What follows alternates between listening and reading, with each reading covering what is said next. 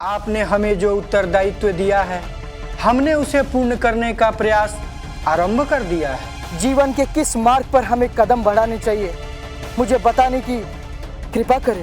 तुम्हारे लिए तो सारे मार्ग पहले से ही खुले हैं, वो मार्ग जो सीधे शिव की ओर जाते हैं। अब मैं केवल अपने पुत्रों को ही नहीं, उस शिव को भी कभी क्षमा नहीं करूंगा। आप भी भोलेनाथ के प्रति प्यास बढ़ाओ, फिर आप अपने आप को भी रोक नहीं पाओगे।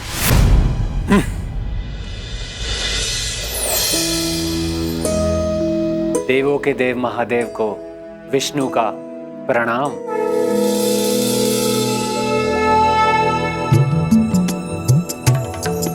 कल्याण हो। महादेव, आपने हमें सृष्टि के पालन का उत्तरदायित्व सौंपा है, परंतु जब तक सृष्टि के विस्तार का कार्य पूर्ण नहीं हो जाता, तब तक पालन हेतु कुछ करने को नहीं है। जो उत्तरदायित्व हमने आपको सौंपा है, उसे पूर्ण करने का समय अभी नहीं आया, परंतु वो समय शीघ्र आएगा जब सृष्टि के पालन का पूरा भार आपके कंधों पर होगा, और तब न जाने आपको कितने यत्न करने पड़ेंगे। कदाचित मैं आपकी बात समझा नहीं महादेव। समय की प्रतीक्षा कीजिए श्री हरि।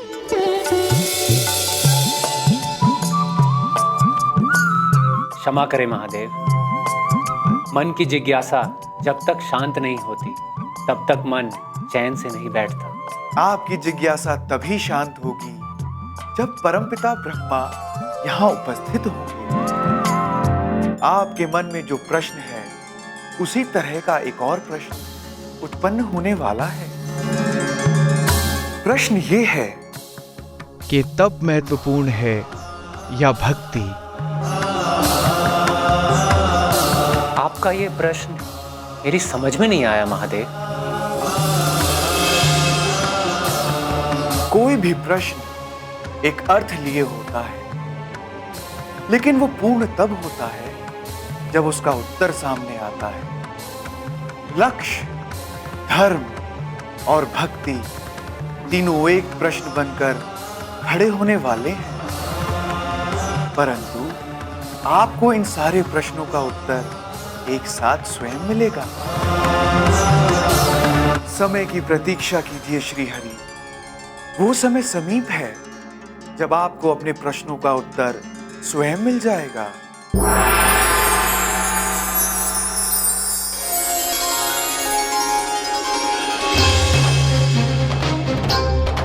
देवराज इंद्र की, देवराज इंद्र की, देवराज इंद्र की, देवराज इंद्र की, देवराज इंद्र की, देवराज इंद्र की, देवराज इंद्र की, देवराज इंद्र की, देवराज इंद्र की, देवराज इंद्र की, देवराज इंद्र की, देवराज इंद्र की, देवराज इंद्र की, देवराज इंद्र की, देवराज इंद्र की।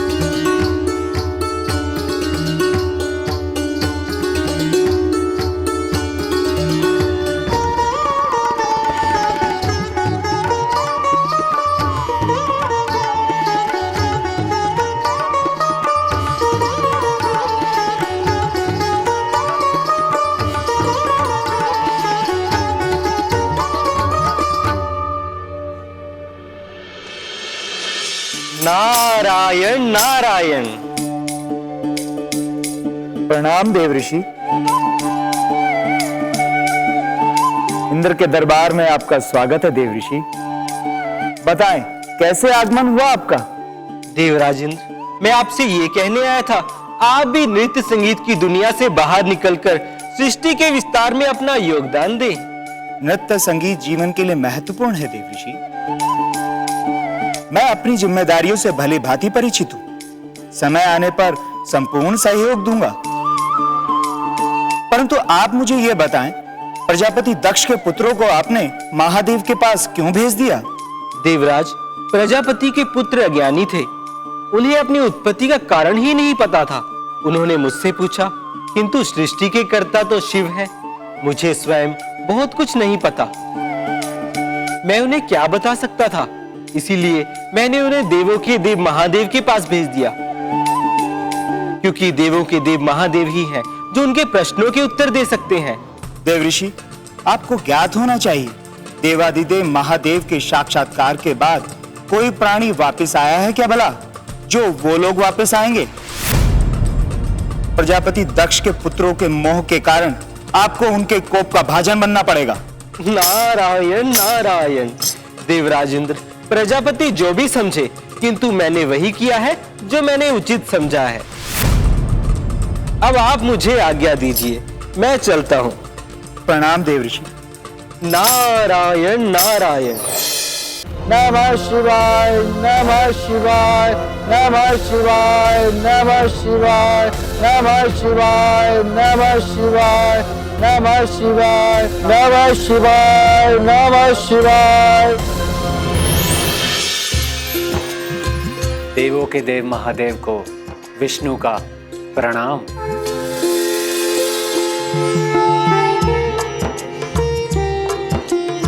कल्याण हो।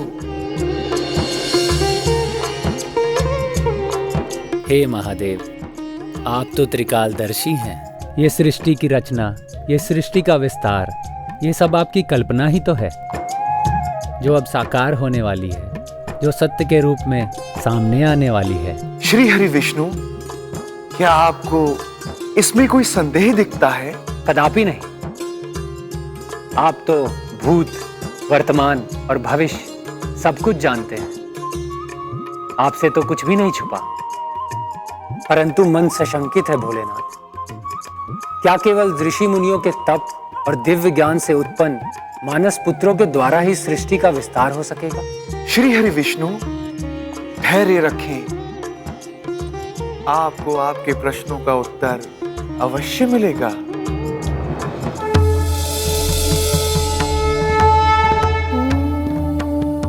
हे परमपिता ब्रह्मा, उपस्थित हूँ।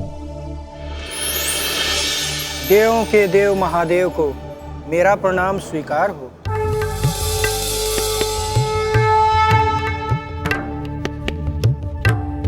कल्याण हो ब्रह्मदेव।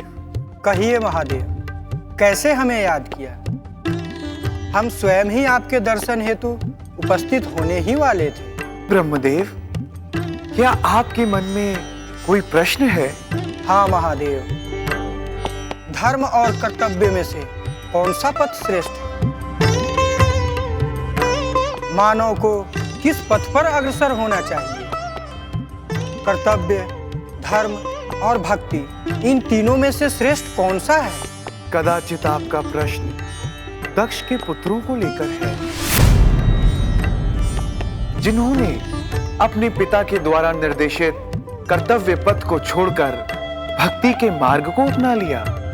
आप परम ज्ञानी हैं, अंतर्यामी हैं। इन प्रश्नों का उत्तर आपको ही देना होगा। जो जन्म से ही तप की बात सोचने लगे, उसे धर्म और भक्ति के मार्ग पे जाने से रोका नहीं जा सकता। आप ठीक कहते हैं महादेव, परंतु सृष्टि के विस्तार में ये आचरण भी तो बाधा पैदा कर सकता है। इसका उपाय भी आपको ही सुझाना होगा महादेव। आपने मानस पुत्रों को उत्पन्न तो कर दिया, परंतु क्या केवल इन मानस पुत्रों के द्वारा सृष्टि का विस्तार संभव है? मैं आपके बातों का अर्थ समझा नहीं। ब्रह्मदेव, सृष्टि का विस्तार, संचालन और उत्पत्ति कभी भी स्त्री शक्ति के बगैर पूर्ण नहीं हो सकती। स्त्री ही शक्ति है और शक्ति के बिना सृष्टि का विस्तार असंभव है। कृपया करके अपना अभिप्राय स्पष्ट करें महादेव। सृष्टि शब्द शिव का ही पर्याय है।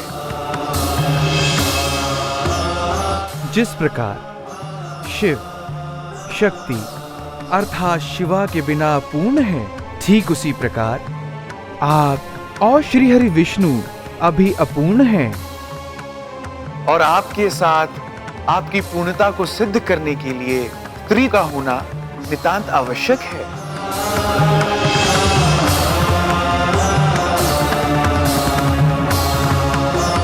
हे स्वरूप भूता, मैं आपका आह्वान करता हूं, प्रकट हूं देवी।